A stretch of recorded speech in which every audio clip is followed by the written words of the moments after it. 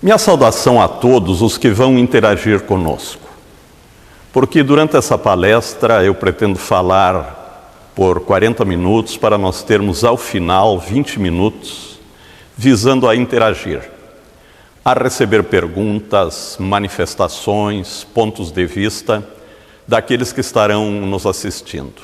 E começo agradecendo os que estão me honrando em assistir. E agradecendo também a Dupont Pioneer por haver me concedido esta extraordinária oportunidade de falar com este vasto público, cliente, simpatizante desta empresa tão importante para o agronegócio e que vai interagir conosco durante esses momentos que nós estaremos aqui palestrando, ouvindo, debatendo e fazendo uma interação que nós pretendemos que seja a mais proveitosa possível. Combinei, quando convidado para fazer a palestra, que não iria trazer muitos números e muitos dados, que falaria sobre alimentos para o mundo, oportunidades, decisões e práticas modernas, mas não iria ficar me detendo em estatísticas e em muitos números. Por dois motivos. Porque a longo prazo os números são quase imutáveis. Perspectiva de população, de necessidade de alimento para o mundo, é número que se mantém. Não há uma grande mudança a respeito disso em qualquer palestra que eu tenho certeza que todos aqueles que estão neste momento na condição de internautas já ouviram. Há pouco tempo ainda eu fui visitar e cumprimentar uma pessoa que estava assumindo a presidência de uma importante entidade estadual de representação de uma categoria. E quando falei que estava participando de muitas palestras e debates sobre agronegócio, ele me disse: já sei, você está dizendo que o mundo vai subir, a população urbana vai concentrar, que vai precisar tanto de produção, que a FAO está dizendo que o Brasil vai responder com tanto %, e foi praticamente antecipando uma palestra e se baseando muito nas diversas palestras que ele estava ouvindo. Por isso, eu tratarei de números de longo prazo, de números para que nós tenhamos condições de nos fixarmos estrategicamente, um pouco para frente e muito de passagem. E não pretendo me deter em números de perspectivas próximas, porque isso representa sempre uma possibilidade de errar muito grande.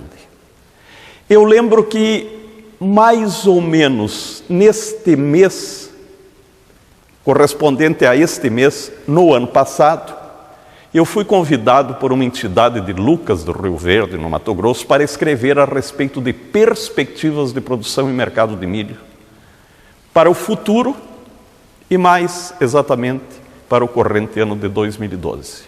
E, ao mesmo tempo, fui convidado para fazer uma palestra em Lucas do Rio Verde. Para a revista, escrevi afirmando que não havia possibilidade de fazer previsão mais aprofundada, pois eu não sabia o que iria ocorrer na crise europeia, não sabia se nos Estados Unidos o Congresso Nacional iria autorizar o aumento de limite de endividamento, ou se o país teria que emitir dólares para resolver os seus problemas, o que representavam situações exatamente diferenciadas, não sabia o que iria ocorrer nas mais diversas áreas, nas crises. Pouco tempo depois, recebi pedido para escrever para duas revistas, da avicultura industrial e da suinocultura industrial, com análise no que diz respeito à produção de rações geradoras de proteínas animais para o ano, análise sobre 2011 e perspectivas para 2012. E aí eu fui mais atrevido e errei e muito. Comecei fazendo perspectivas a respeito de produção, baseado em dados de consultorias.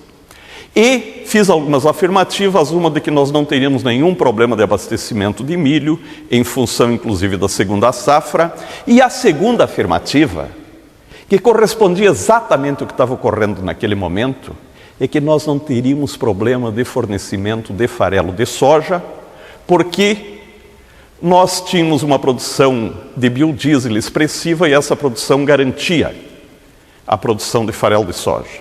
O que eu não sabia à época é que nós iríamos ter uma estiagem muito forte no sul da América. No sul do Brasil, na Argentina, no Paraguai, em regiões altamente produtoras de soja e de milho. Não sabia que teríamos uma queda de produção tão acentuada.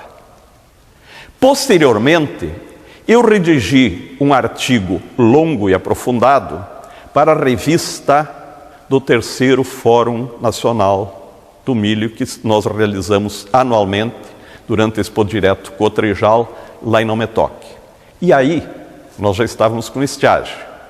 Eu que escrevera em matérias anteriores que nós teríamos uma safra de milho de 65 milhões de toneladas, já baixei para 62 milhões de toneladas. Achei que nós iríamos viver uma situação resultante daquela estiagem e sem saber que nós iríamos ter a safra tão expressiva do Mato Grosso e dos demais estados, Paraná, estados do Centro-Oeste e agora até alguns estados do Norte e Nordeste, do chamado Mato Piba, safras expressivas e um volume de produção grande como temos. Lembro que lá em Lucas do Rio Verde, na palestra que fiz, as análises que se faziam baseadas na produção de milho do ano passado, de 8 milhões de toneladas naquele estado. Hoje, só de safrinha no Mato Grosso, tem praticamente 15 milhões de toneladas. Então eu havia quebrado a cara nas análises de perspectivas para o ano de 2011. Porque nós tivemos de um lado uma estiagem e de outro lado alta produtividade e uma safrinha muito expressiva, uma segunda safra, que não é mais safrinha, no Centro-Oeste e mais acentuadamente no Mato Grosso. E aí a preocupação passou a ser outra. O que fazer com esta safra do Mato Grosso? Se pegarem artigos que eu escrevi para o Fórum do Milho e no blog do Milho, do Canal Rural, há pouco tempo atrás, constatarão que a minha preocupação era que fossem celebrados contratos públicos de opção de venda para que houvesse garantia de escoamento de safra do Mato Grosso e o poder público contasse com estoques para fazer circular e chegar nas áreas consumidoras. Hoje, se alguém tivesse celebrado contrato público de opção de venda, não iria fazer a opção, porque o preço subiu e subiu muito em função de uma inesperada estiagem, ou pelo menos não prevista com esta intensidade nos Estados Unidos. Estados Unidos que haviam aumentado consideravelmente a sua área de plantio de milho e todas as análises, todas, no mundo, é de que nós iríamos ter uma safra expressiva. A estiagem nos Estados Unidos, pelos dados de hoje, está diminuindo a safra em quase 1,5 vezes todo o volume da safra brasileira. Por isso, eu não estou trazendo muitos números, para que nós não fiquemos naquelas análises baseadas em números circunstanciais que dali a pouco estão superados por outras circunstâncias. Eu vou falar a respeito daquilo que nós combinamos, alimentos para o mundo, oportunidades, decisões e práticas modernas de uma forma mais conceitual para chegar a determinadas conclusões. Primeiro, se fala muito em oportunidade. O que é oportunidade? Eu lembro muito quando era menino que diziam que um determinado jogador de futebol lá na minha terra era oportunista porque ele estava sempre bem colocado para fazer o gol. Será que a oportunidade era criada pelo fato da bola chegar nele ou pelo fato dele estar bem colocado para receber a bola? Eu procurei, para falar um pouco sobre oportunidade, até a etimologia da palavra e cheguei à seguinte conclusão. Em muitos locais encontrei isso. A palavra oportunidade vem do uso do latim pelos romanos op portus. Quer dizer o quê? Vento forte para a propulsão de barcos. Eles gostavam muito de dar nome aos ventos. e quando havia um vento forte, facilitava a navegação. E se facilitava a navegação, eles entendiam que aquele era um vento favorável para estar no porto, para aeroporto, para barcos chegarem, para barcos saírem. E este conceito do oportus criou o conceito da oportunidade. E o que é a oportunidade? A oportunidade é uma conjunção de fatores positivos. É um momento propício ou para aproveitar ou para criar algo, para fazer ou para aproveitar. É aquilo que o jogador de futebol fazia. Ele estava ali colocado. Ele criara pelo seu senso de colocação a situação em que a bola chegando para ele lhe dava condições de fazer o gol. A oportunidade não é algo que seja produto de sorte, a oportunidade é produto de uma série de circunstâncias. Ontem ainda no avião, eu vinha pensando a respeito de conceito oportunidade e me parece que ela representa circunstâncias ensejadoras de decisões ou de atitudes. Então nós temos que examinar a nossa questão do agronegócio sob a ótica oportunidade, pensando em que elas não são algo que simplesmente ocorrem e ficam à nossa disposição. A oportunidade pressupõe nós estarmos preparados. O navegador tinha que aproveitar o vento, o portus, estando preparado para navegar. Pressupõe atenção. Nós temos que estar muito atentos ao que está ocorrendo para que possamos aproveitar aquela circunstância favorável. E pressupõe também decisão. As oportunidades nos oferecem esta possibilidade ampla de nós decidirmos. E aí vem a história da crise. A crise tira oportunidades ou a crise dá oportunidades?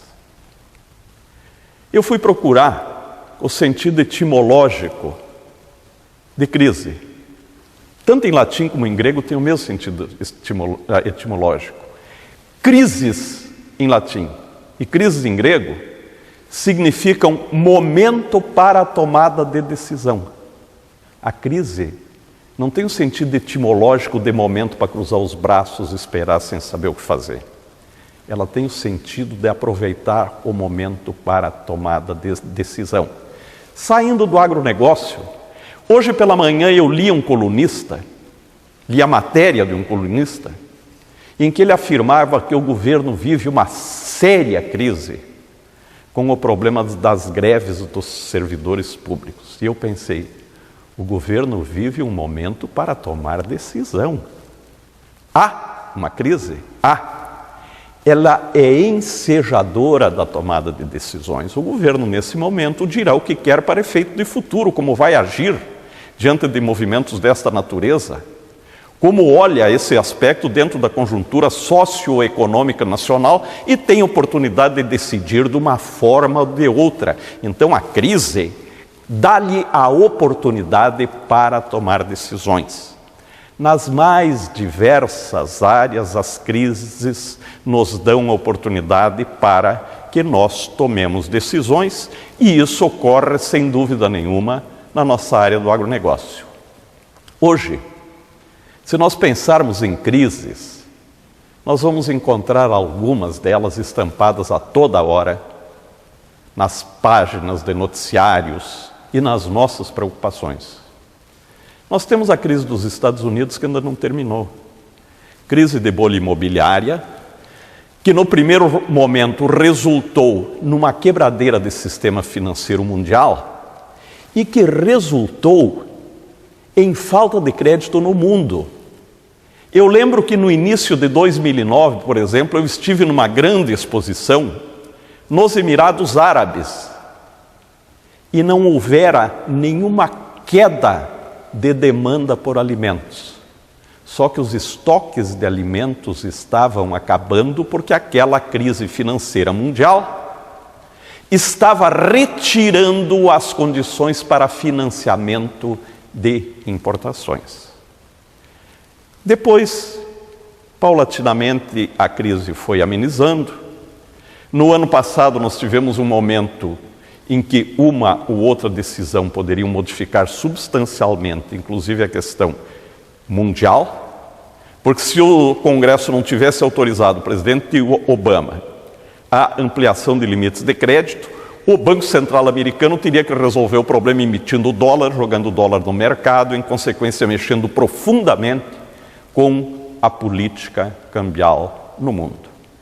Mas, se me perguntarem qual é a preocupação com a crise americana hoje, eu responderia: os Estados Unidos vêm em lenta recuperação e devem ter aproveitado a crise para aprender que não dá para viver com déficits orçamentários, que não dá para viver com política de subsídio, que não dá para viver com determinadas políticas que não podem durar para sempre. Então a crise cria oportunidades para consertos, para acerto de rumo. Nós temos a crise na zona do euro. É uma outra crise acentuada, que não se sabe bem o que vai ocorrer, criação de uma moeda única com regimes fiscais inteiramente diferentes entre os países e culturas diferentes. E, inclusive, muitos países com uma visão da função social do Estado que não tem condições de ser sustentada pelo contribuinte por um modelo econômico.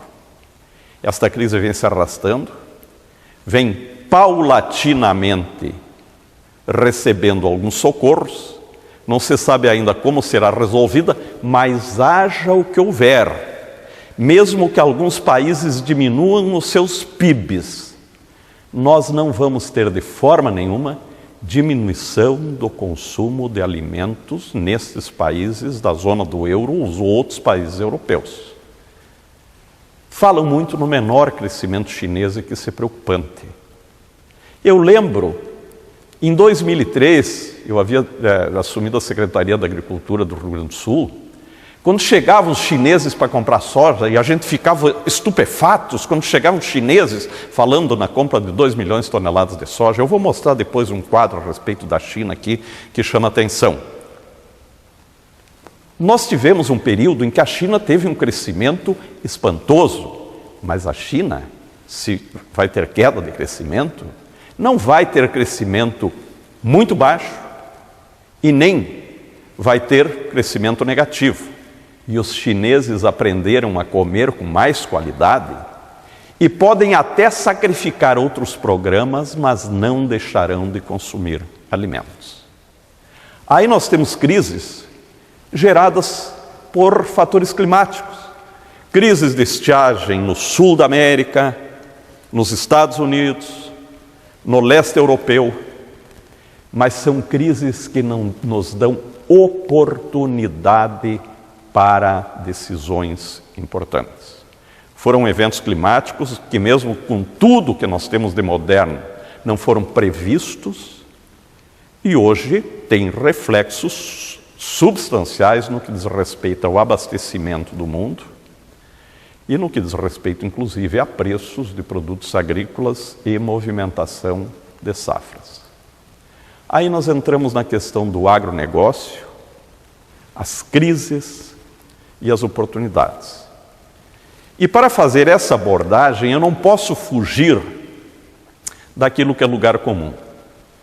Usar alguns dados, alguns quadros bem conhecidos. Primeiro, nós temos a evolução da população no mundo. População rural e urbana. E nós temos condições de constatar que a população rural era bem maior do que a urbana, que a urbana foi subindo, que em 2010 praticamente encostaram uma na outra, e que até 2030 nós vamos ter um acentuado aumento das populações urbanas, sem que haja correspondente crescimento da população rural, que praticamente se manterá. Isto é um dado que, para qualquer análise, tem que ser considerado. A urbanização é crescente. As metrópoles, as megalópolis estão cada vez aumentando mais, os engarrafamentos de trânsito, todas as dificuldades de moradia, tudo isso demonstra esta situação em que nos encontramos. E eu gosto muito de mostrar estas duas fotos. Uma do Huangpu River em Xangai, em 1990, e a segunda do mesmo Huangpu River em 2007. 17 anos depois, este é o mesmo local. Eu vou até retornar a foto para que possam ver o que era em 1990 e o que era o mesmo local em 2007. Isso é crescimento urbano, com cada vez mais necessidade de alimentação. Nós temos o fenômeno da longevidade. O número de idosos cresce e, inclusive, a capacidade de trabalho cresce. Aqui estão cidadãos de quase 70 anos. Daqui a uns poucos meses eu estou fazendo 70 anos.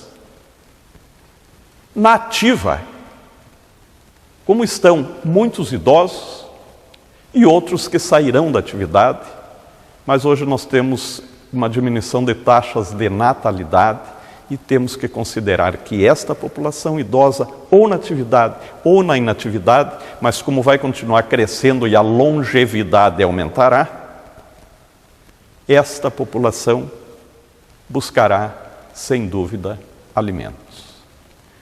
O mundo demanda por alimentos. O mundo precisa de alimentos. E o mundo aprende a comer melhor.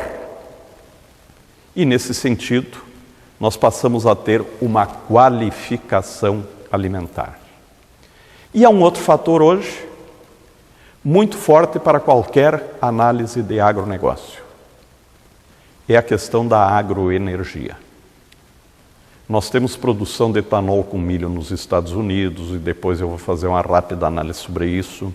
Nós temos produção de biodiesel com colza na Europa e de biodiesel com soja nos Estados Unidos.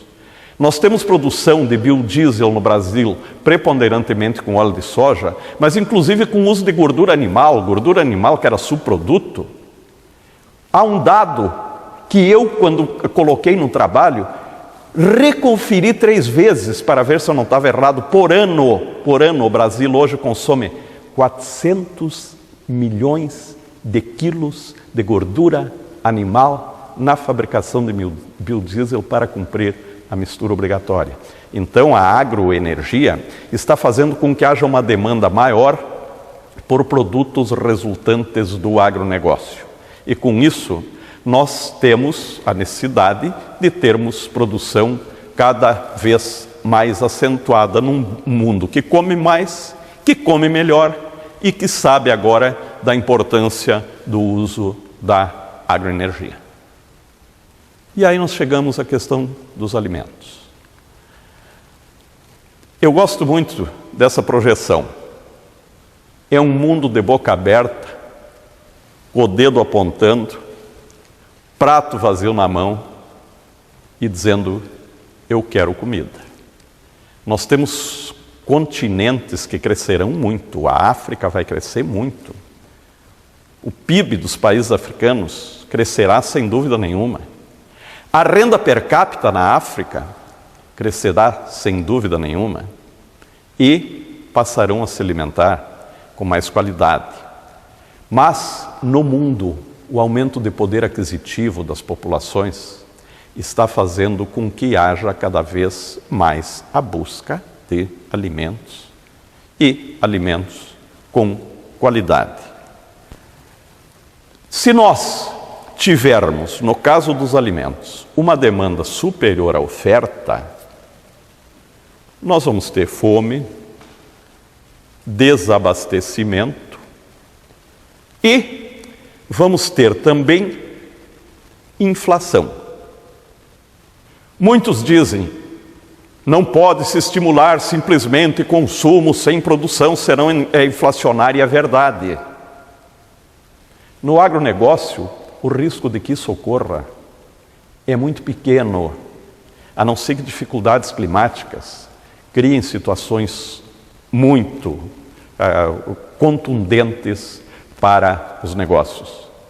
Porque no caso do alimento, o alimento resultante do agronegócio, a demanda há, mas há a produção resultante do uso de tecnologia, produção resultante de tudo aquilo que nós temos hoje à disposição do produtor. Então, produzir alimentos não é inflacionário, pelo contrário, resolve problemas de abastecimento e agrega um valor muito grande. Nós temos necessidade de estimular a produção. E aí, eu estou muito à vontade aqui do Pão Pioneer, porque este conjunto empresarial estimula a produção com qualidade, pelo fato exatamente de estimular o uso da tecnologia, de práticas modernas, de procurar resolver problemas os mais diversos. Buscar produtividade, estimular a produção, é agregar valor. Numa espiga de milho ou numa saca de soja, há muito mais valor agregado nacional, às vezes, do que num tablet que nós estamos usando e parece moderníssimo e tem pouco valor agregado nacional, porque no caso da produção agrícola nós temos valor agregado na máquina agrícola, na semente, em todos os insumos, e isso movimenta a economia e faz com que nós tenhamos condições de ter não só crescimento econômico, mas bem-estar social. Para não usar aqueles números tradicionais a respeito de que a área aumentou tanto e a produção tanto em função da produtividade, eu me permiti trazer aqui frases de um discurso da presidenta Dilma quando foi lançado o plano de safra. Ela disse: digo para vocês que um dos momentos mais importantes para a gente afirmar qual é a posição do Brasil no que se refere à questão do desenvolvimento sustentável é ser possível afirmar que nós conseguimos crescer a nossa agricultura em 180% e, ao mesmo tempo, ter um crescimento em torno de 32% da área. O que significa aumento da produção, em função de práticas modernas, da produtividade, de 6 vezes mais do que o aumento da área. E ela disse mais: o que mostra que o crescimento não é incompatível com a preservação ambiental. Podemos plantar direto na palha, o que é uma prática ambientalmente sustentável, e isso significa aumento de produtividade. Podemos fazer fixação de hidrogênio no solo, isso significa aumento de produtividade. Podemos fazer a rotação lavoura-pecuária, e também isto significa aumento de produtividade. Nós temos extraordinário avanço tecnológico e biotecnológico. E o Brasil deu um salto nesse sentido numa época. Numa década. Nós temos, de um lado, o aspecto positivo da nossa lei de biossegurança e da criação da CTN-Bio, que é um colegiado com 27 doutores não indicados politicamente, que decide, inclusive, sobre biotecnologia e liberação de variedades, de sementes e os mais diversos despachos científicos que são necessários nesta área. Eu lembro bem, há 10 anos atrás, nós não tínhamos nada disso. Nós tivemos que insistir numa Expo Inter com o presidente da República para baixar uma medida provisória autorizando a comercializar a safra de soja, porque os produtores estavam sendo presos ou processados. Eu, secretário da Agricultura, na época, era interpelado a respeito de declarações defendendo o uso da biotecnologia, que era ilegal. Nós avançamos, tivemos no ano seguinte uma outra medida provisória autorizando a plantar e a comercializar a safra, e depois a lei de biossegurança, que hoje faz com que nós transitemos com uma grande tranquilidade no que diz respeito à biotecnologia. Pena que no negativo nós não tenhamos a mesma situação na liberação de outros insumos, que às vezes chega em determinadas áreas públicas e a ideologia ou a burocracia impede o prosseguimento. Nós temos, por exemplo, casos de defensivos para plantio de canola, até para estimular a produção de biodiesel, que não são liberados. Então, se nós temos aspectos positivos no avanço tecnológico, há necessidade de que nós tenhamos poder de reivindicação para avançar nos outros aspectos. Aí nós entramos na questão do mercado. O mundo consumirá expressivamente mais alimentos se o Brasil tem condições de oferecer produção, produtividade e, em consequência disso, oferecer ofertas. E aí, nós entramos na questão das oportunidades. Temos oportunidades oferecidas pelo mercado, oportunidades administradas nas crises, oportunidades estimuladas com o uso de moderna tecnologia, e tudo isso representa a expressiva agregação de valor.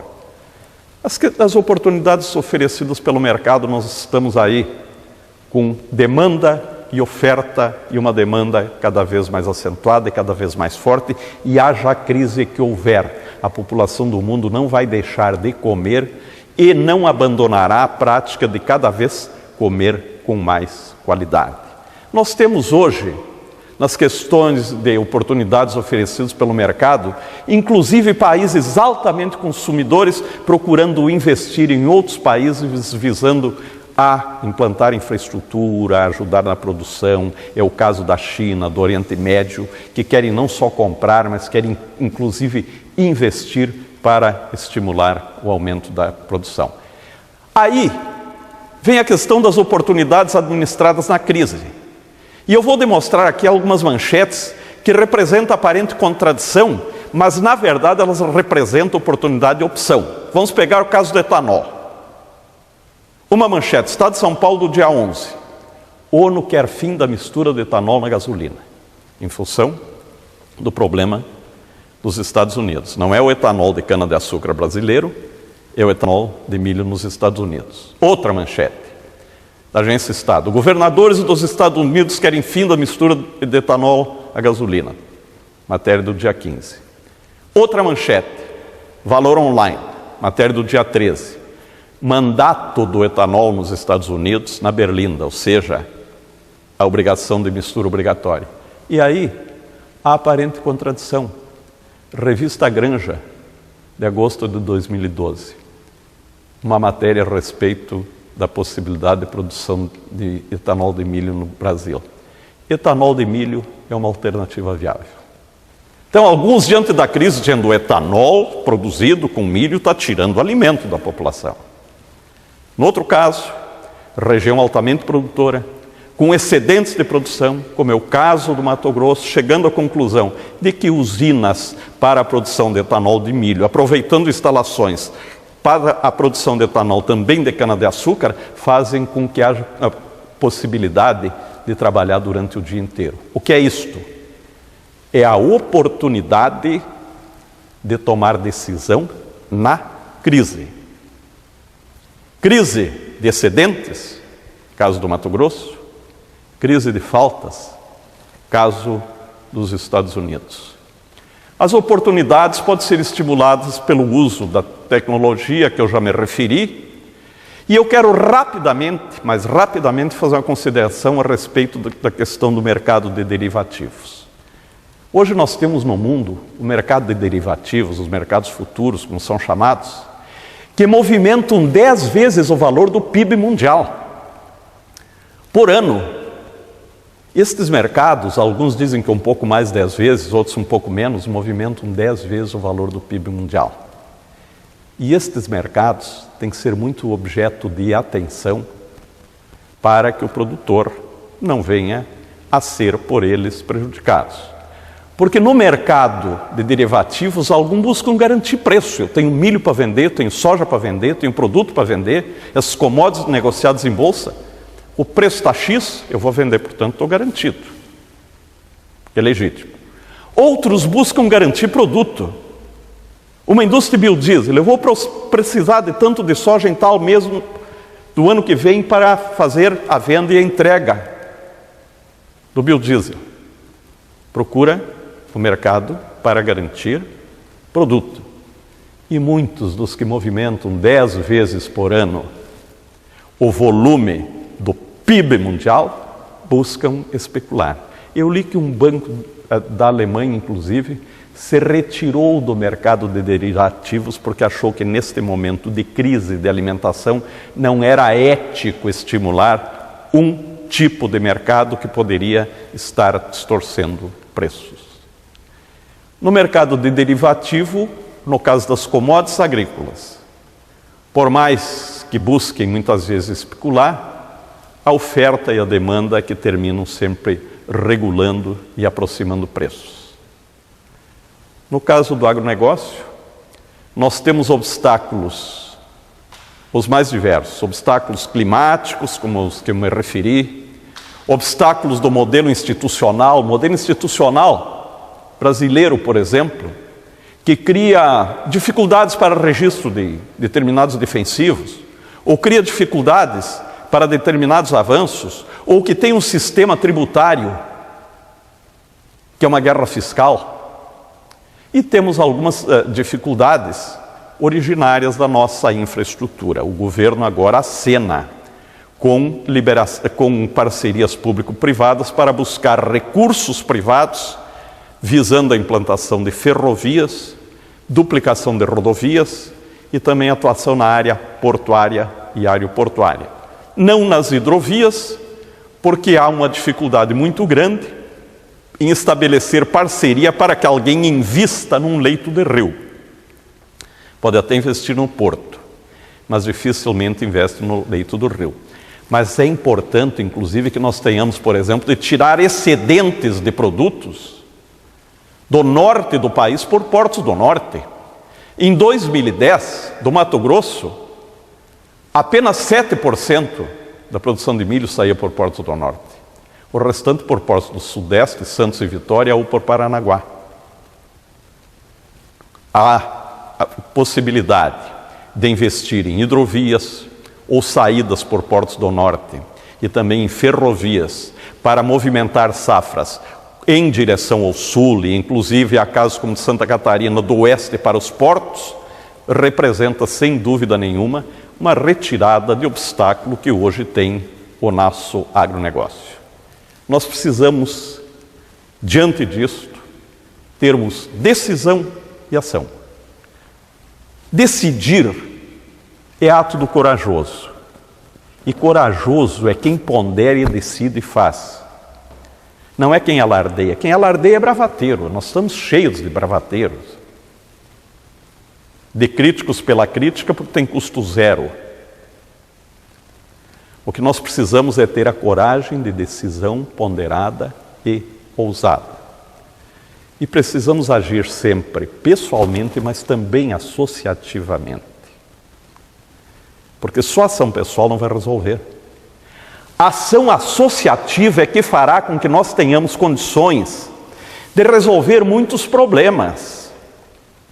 Nós temos hoje uma lei de biotecnologia no país, e temos uma CTN-Bio, com a expressão que tem, porque houve mobilização da sociedade civil, visando a fazer com que nós tivéssemos avanços. Nós temos regiões do país com entidades altamente qualificadas, o caso da ProSoja no Mato Grosso, da IBA na Bahia. Eu conheço em Patos de Minas uma entidade formada por poucos produtores que se reúnem para discutir preço de venda e preço de compra de produtos e balizam o preço, inclusive, naquela região de Patos. Por isso é que nós precisamos ter decisões não só pessoais, nós precisamos ter decisões também associativas visando a, com isso, resolver o problema. E aí é que entra a questão da importância da representação associativa. Nós precisamos ter propostas sérias, propostas execuíveis e que nós defendamos com coragem, sem esmorecimento, sem bravata. É muito comum defender proposta com bravata para jogar para a plateia. Mas nós precisamos de entidades organizadas e fortes para termos poder de reivindicação com credibilidade. Agora, eu quero falar um pouco a respeito daquilo que nós podemos fazer ou não podemos. Nós podemos ter atitudes associativas. Nós podemos reivindicar com credibilidade. Nós podemos, na crise, aproveitar oportunidades. Nós podemos criar oportunidades, nós podemos ser o centroavante que sabe se colocar, que cria a oportunidade e que não apenas tem a sorte dela. Para isso tudo nós temos que ter atitudes pessoais, mas sabermos também que nós precisamos ter atitudes associativas. Tem coisas que nós não conseguimos fazer. E tem outras que nós podemos fazer com facilidade. Eu vou pedir para passarem agora aqui um videozinho sobre algo que talvez os que estão me assistindo nesse momento não tenham condições de fazer. Eu não tenho, pelo menos. Eu vou pedir que passe esse vídeo, que me parece importante.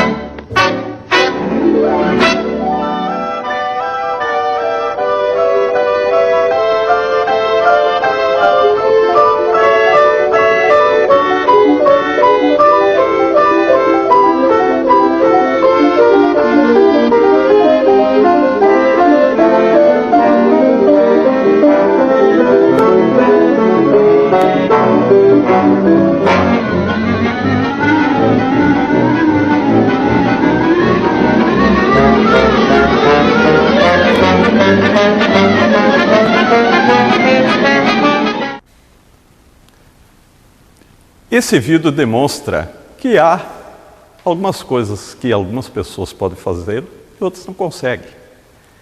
Mas há muitas que todos podem fazer. Ter coragem, todos podem ter. Ter caráter, caráter não depende de talento, depende de vontade. Ser solidário e agir associativamente buscando reivindicar para o conjunto é algo que todos podem fazer. Buscar soluções para o contexto de uma cadeia produtiva e não numa área o produtor de grão querer tirar proveito em cima do produtor de proteínas animais e em outro momento ser inteiramente diferente. Ter consciência de organização de cadeia produtiva é algo que todos podem fazer. Por quê? Porque nós somos homem, nós somos figura humana. Como figura humana, nós temos condições de contribuir para alimentar o mundo. Todos nós conseguimos contribuir para alimentar o mundo, porque nós somos homens, porque nós somos pessoas humanas. Eu uso o termo homem no sentido de pessoa humana. E Santo Tomás de Aquino dizia que o homem é senhor dos seus atos, tanto de querer como de não querer. Sêneca dizia: o bem específico do homem é a razão perfeita. Todas as suas restantes qualidades, a força física, a beleza, a feiura, todas as outras restantes qualidades, são-lhes comuns com os animais e as plantas. E Charles Chaplin, no famoso filme O Grande Ditador, dizia: não sois máquinas, homens é que sois. Os homens criam máquinas, os homens podem criar a modernidade. E os homens devem aproveitar a modernidade para produzir mais, alimentar mais o mundo, aumentar as rendas pessoais, mas precisam agir de forma associativa, colegiada e comunitária. Eu disse que falaria em torno de 40 minutos, não sei se falei muito mais ou se falei um pouco menos. Mas agora eu pretendo aqui receber perguntas para respondê-las aqui na medida do meu conhecimento. Já chegou a primeira. Pedro: a diminuição da produção de etanol de milho nos Estados Unidos tem reflexos positivos ou negativos na cadeia produtiva de proteínas animais brasileira? É uma pergunta importante. Os Estados Unidos destinam 120 milhões de toneladas de milho para produzir etanol. É quase 2 vezes a super safra brasileira. Desse etanol, desse volume, 30% remanesce sob forma de ração, do DDG. Dessa ração dá até para tirar depois uma parcela de combustível para aviação, de bioquerosene. Se os Estados Unidos não produzissem etanol, nós teríamos no mundo, em anos sem estiagem de agora, uma oferta de 100 milhões de toneladas mais do que agora, 120 menos 30%, que é a ração, mais do que agora. Em consequência do que, ou estariam puxando o preço para baixo no mundo, ou então transformando esse milho nos Estados Unidos em frango, em suíno, em ovos, em leite, nos mais diversos produtos. Eu acho que a produção de etanol nos Estados Unidos, que agora pode até receber um contingenciamento em função da estiagem, é inclusive de alto interesse para a suinocultura brasileira, para a avicultura brasileira, para a produção de proteínas animais no Brasil, porque ela faz com que não haja uma abundância lá, localizada lá, uma oferta de rações lá e, em consequência, uma maior competitividade para as proteínas animais lá produzidas. Há um equívoco, às vezes, quando há uma crítica nesse sentido, no meu entendimento. Estão chegando perguntas. Chegou uma do Marco Antônio. Se a produção de biodiesel com óleo de soja conflita com a de alimentos. Eu estava falando no milho e o etanol. Vamos pegar cana-de-açúcar e etanol. Na cana-de-açúcar, produz açúcar ou produz álcool? No caso do milho, produz etanol, 30% remanesce como ração. No caso da soja, da produção de biodiesel com óleo de soja, é bem diferente. A soja dá 18% de óleo. E óleo se usa na salada, se usa na fritura. Não é o alimento principal na refeição. Só que ela dá 80% de farelo. Então a produção de biodiesel com óleo de soja estimula a produção e a retenção do farelo interno. Imaginem agora, nesse momento, com os preços de farelo de farelo de soja, em razão das estiagens nos Estados Unidos, e mesmo estiagem parcela do Brasil, com o preço que está a soja, o preço do farelo, se não houvesse esmagamento obrigatório de soja no território nacional, estimulado pela Lei Candir, estivesse só se vendendo grão para o exterior, em que situação estaria o abastecimento, que já está difícil, de farelo para a nossa avicultura, para a nossa suinocultura, para a produção de proteínas animais. A produção de biodiesel, em grande parte resultante de óleo de soja, de um lado estimula que o programa cresça e surjam novas matérias-primas, mas de outro lado oferta 4 vezes em farelo o volume do óleo consumido para a produção de biodiesel. João, pode faltar alimento no mundo? Ninguém controla o clima.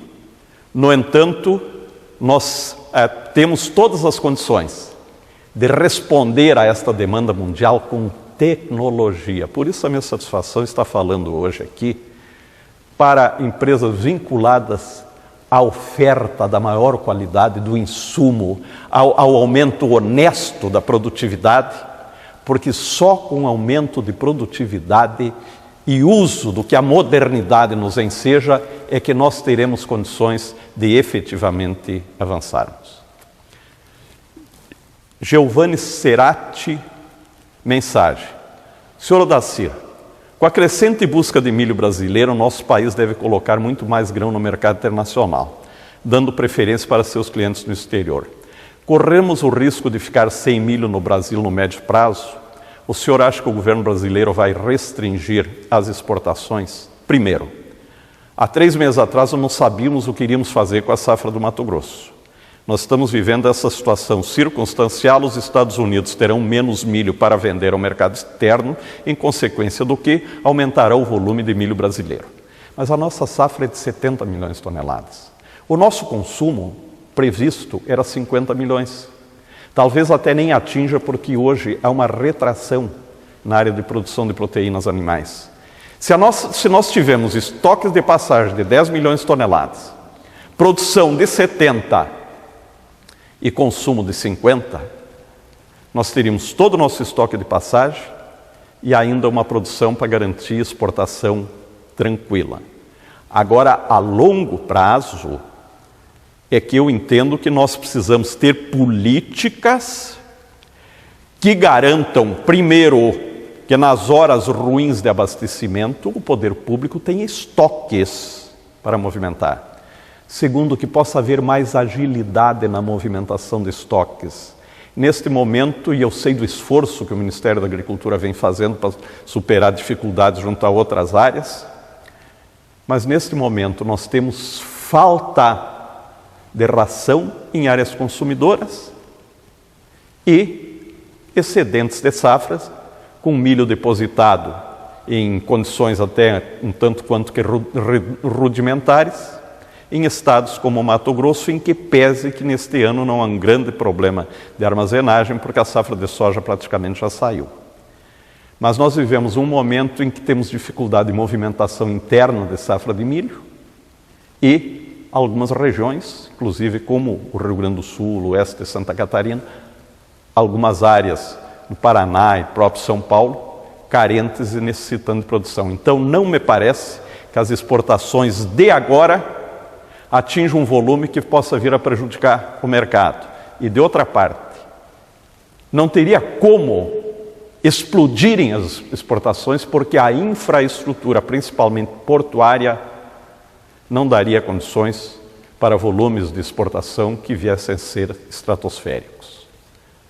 Wilson Groff, qual a sua produção sobre a produção de etanol a partir de sorgo? Primeiro, eu não gosto de avançar muito em questão técnica, que eu não tenho profunda segurança.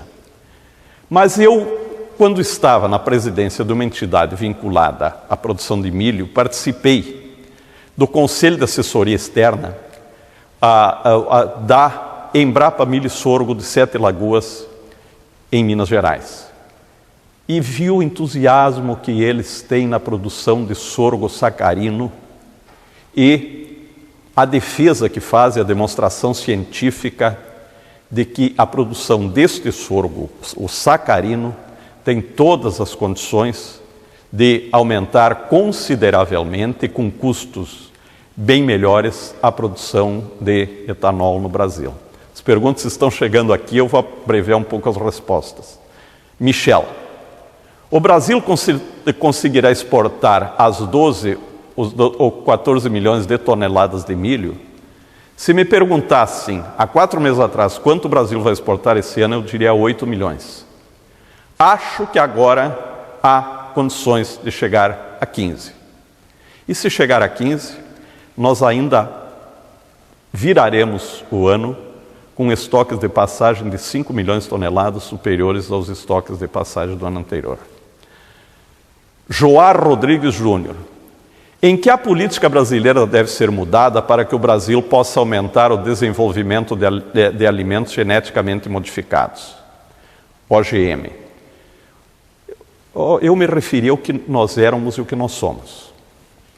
Há 10 anos atrás, quem plantava geneticamente modificado estava praticando ilegalidade e até cometendo crime.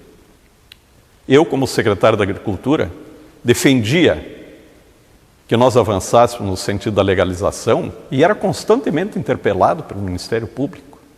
10 anos. Houve mobilização e hoje há um organismo científico, a CTN-Bio, resolvendo a respeito dessas questões e resolvendo com muita propriedade.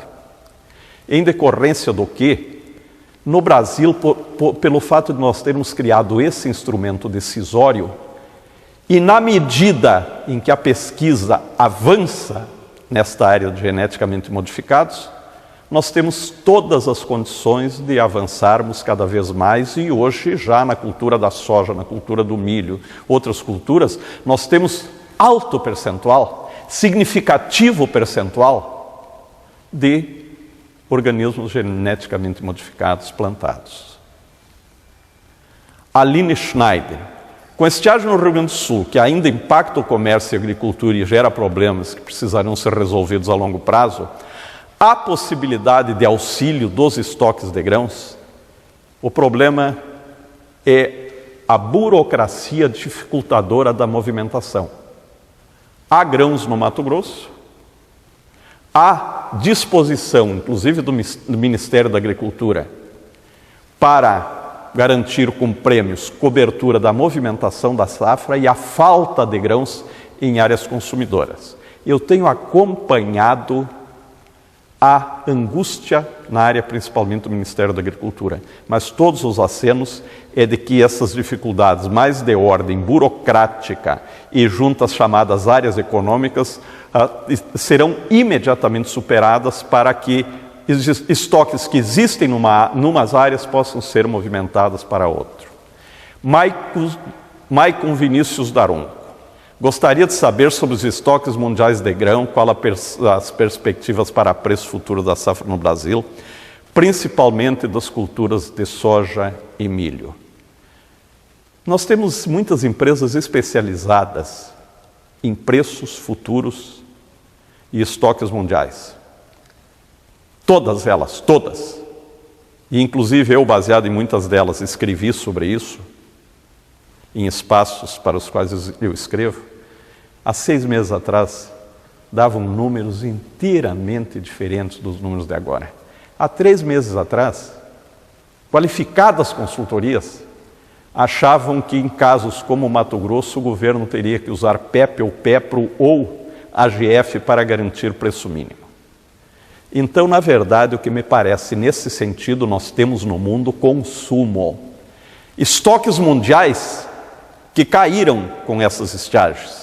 O próximo ano é de estoques mundiais apertados.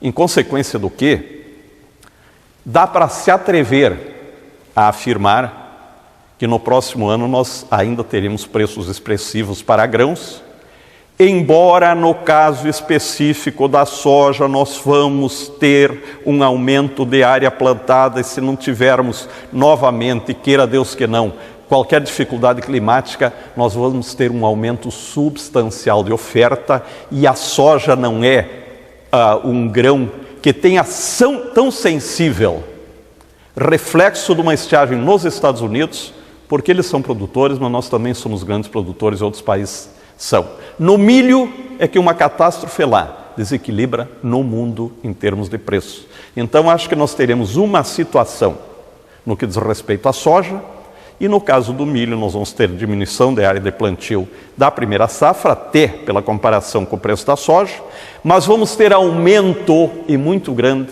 de segunda safra. Mas mesmo assim, na minha ótica e todas as informações que eu acompanho pelas áreas qualificadas, é que no caso do milho nós vamos ter no próximo ano uma situação mais apertada do que a situação relativa à soja.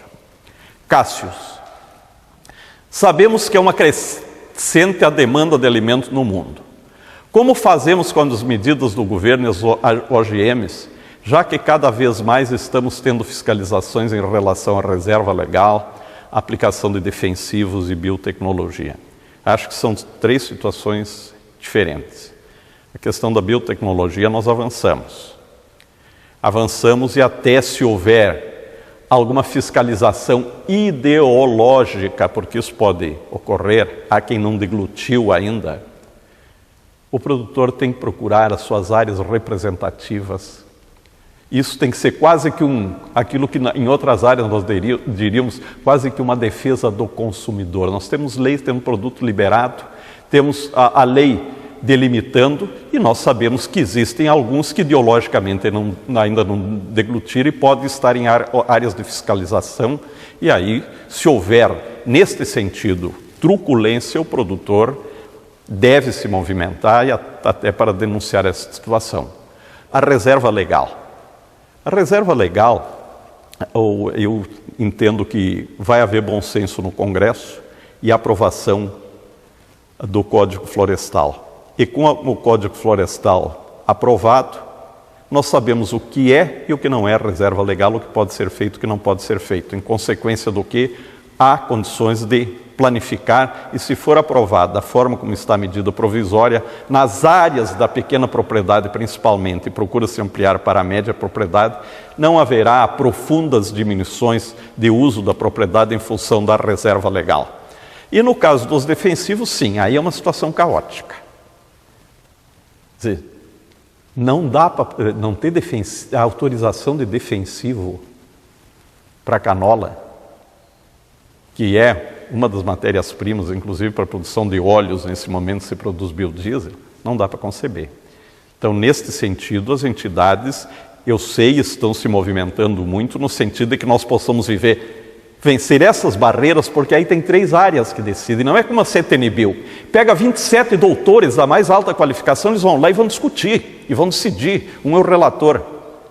No caso de defensivos e outras áreas, o Ministério da Agricultura que joga a favor, depois vem o Ministério do Meio Ambiente e depois vem, muitas vezes, a Anvisa com discurso ideológico. Então, no caso de defensivo, o que me parece é que precisa se pensar no país, eu até já tentei discutir isso em determinadas áreas, e nós termos mecanismos assemelhados à CTNBio, onde um número de pessoas com qualificação senta, examina um processo volumoso, um relatório e decide a respeito do assunto.